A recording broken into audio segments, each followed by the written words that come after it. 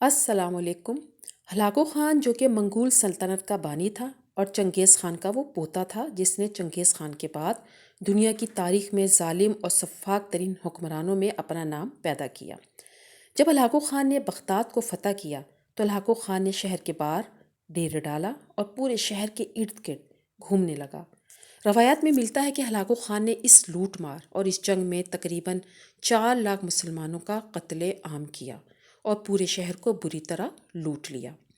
قدیم مسجدوں، محلات اور کتب خانوں کو مسمار کر دیا اور حتیٰ کہ یہ بھی خبر ملی کہ ہلاکو خان نے جتنے بھی کتب خانے تھے ان کو دریاؤں میں بہا دیا۔ اور یہ بھی روایات میں ملتا ہے کہ ان کی اتنی زیادہ تعداد تھی کہ کئی دن تک دریا کا پانی ان کتابوں پر لکھی ہوئی سیاہی کی وجہ سے سیا رہا تھا۔ اس بات سے اندازہ لگایا جا سکتا ہے کہ ہلاکو خان نے کتنی زیادہ کتب خانوں کو مسمار کیا، لیکن شہر کے اندر داخل نہ ہوا۔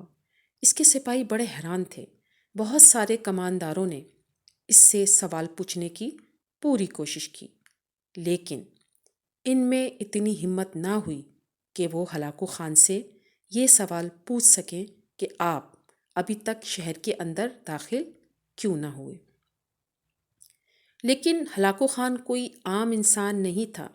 جتنا وہ ظالم اور طاقتور تھا اتنا ہی وہ عقل مند انسان تھا۔ وہ سمجھ گیا کہ میرے کماندار مجھ سے کیا سوال پوچھنا چاہتے ہیں۔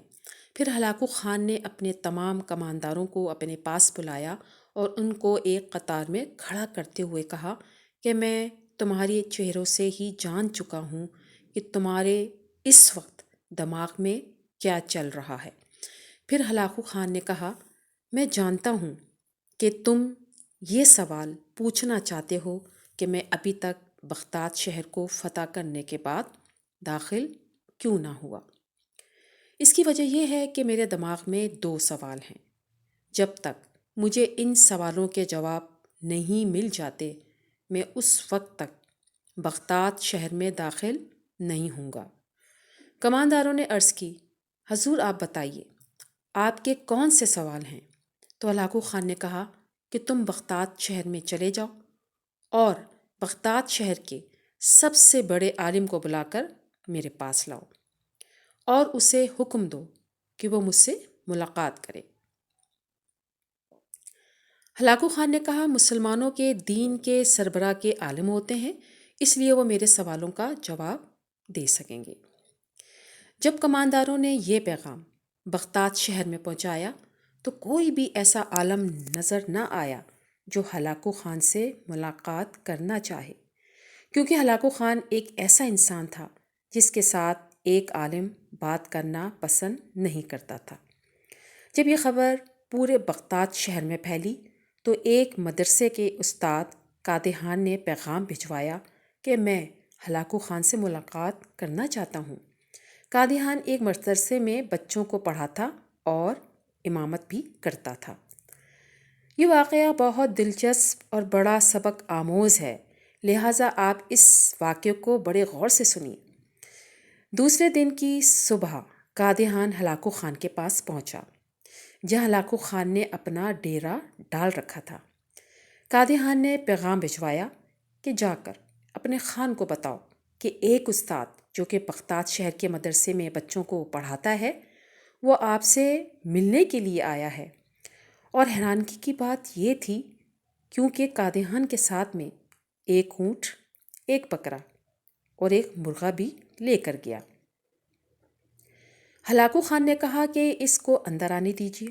جب قادحان اندر گیا تو ہلاکو خان نے اس کو سر سے پیر تک دیکھا اور کہا، تم وہ آدمی ہو جو مجھ سے ملنا چاہتے ہو؟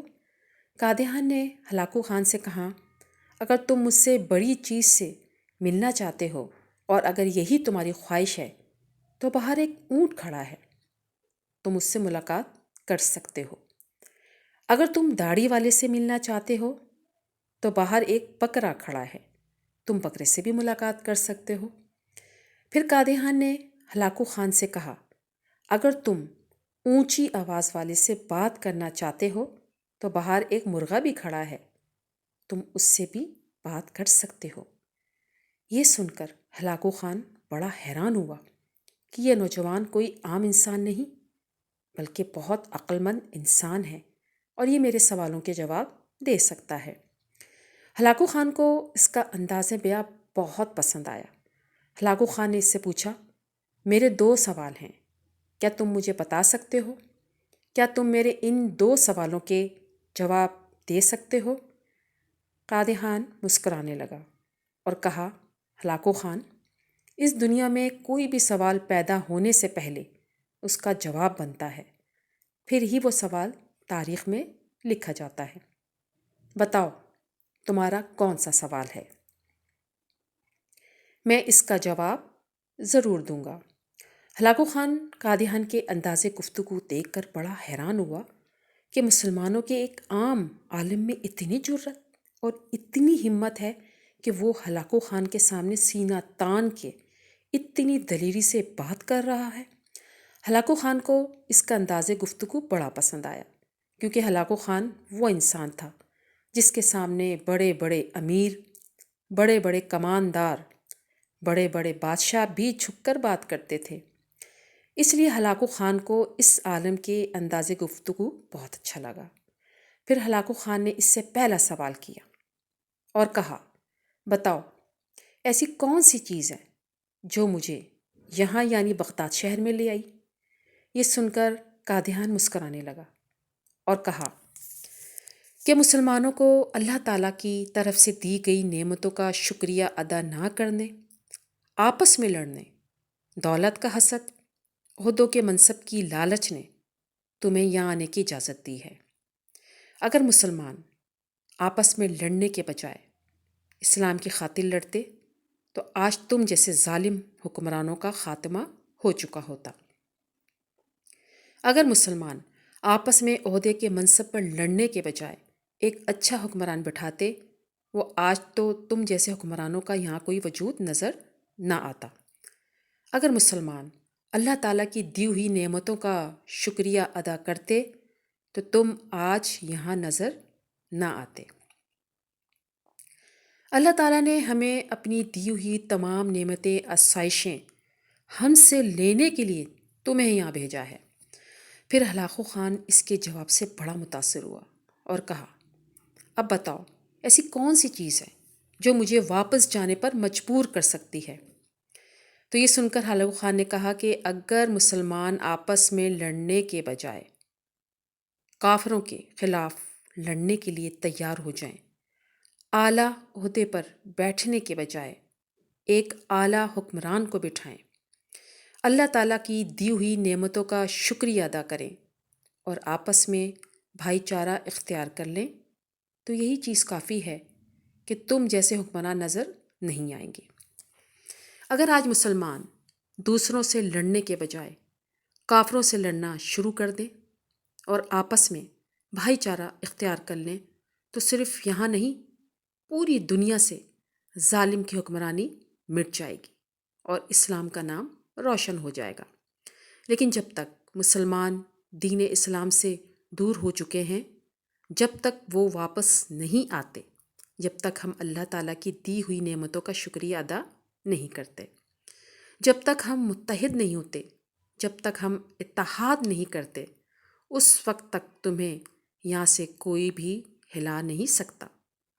اور جس دن مسلمانوں نے ان باتوں پر اتفاق کر لیا تو تم تو کیا چیز، یہاں چنگیز خان بھی آئے تو اسے واپس جانا پڑے گا۔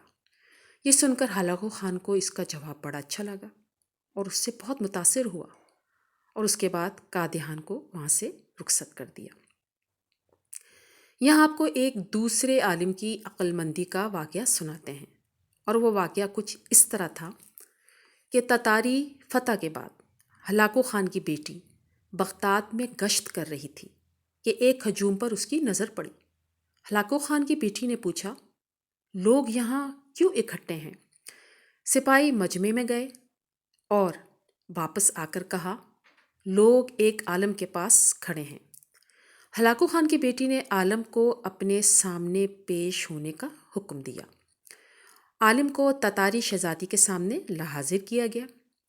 شہزادی نے مسلمان عالم سے سوال کرنے لگی کیا تم لوگ اللہ پر ایمان رکھتے ہو یا نہیں رکھتے؟ عالم نے جواب دیا، یقیناً ہم اللہ پر ایمان رکھتے ہیں۔ شہزادی نے کہا، کیا تمہارا ایمان نہیں کہ اللہ جسے چاہے غالب کرتا ہے؟ عالم نے کہا، یقیناً ہمارا اس پر ایمان ہے۔ شہزادی نے طنزیہ لہجے میں کہا، تو کیا آج ہمیں تم پر لوگوں پر اللہ نے غالب نہیں کر دیا؟ عالم سنجیدگی سے جواب دیا، یقیناً کر دیا ہے۔ شہزادی نے کہا، تو یہ اس بات کی دلیل نہیں کہ خدا ہمیں تم سے زیادہ چاہتا ہے؟ عالم مسکراتے ہوئے جواب دیا، نہیں شہزادی نہیں۔ شہزادی نے غصے سے کہا، کیسے؟ عالم نے کہا، تم نے کبھی چرواہے کو دیکھا ہے؟ شہزادے، یقیناً ہاں میں نے دیکھا ہے۔ عالم نے کہا کہ اس کے ریوڑ کے پیچھے چرواہے نے اسے اپنے کچھ کتے بھی رکھ چھوڑے ہوتے ہیں۔ شہزادی نے جواب دیا، ہاں رکھے ہوتے ہیں۔ عالم نے کہا، اچھا تو اگر کچھ بھیڑیے چرواہے کو چھوڑ کر کسی طرف نکل کھڑے ہوں اور چرواہے کے ساتھ چلنے کو تیار ہی نہ ہو تو چرواہا کیا کرتا ہے؟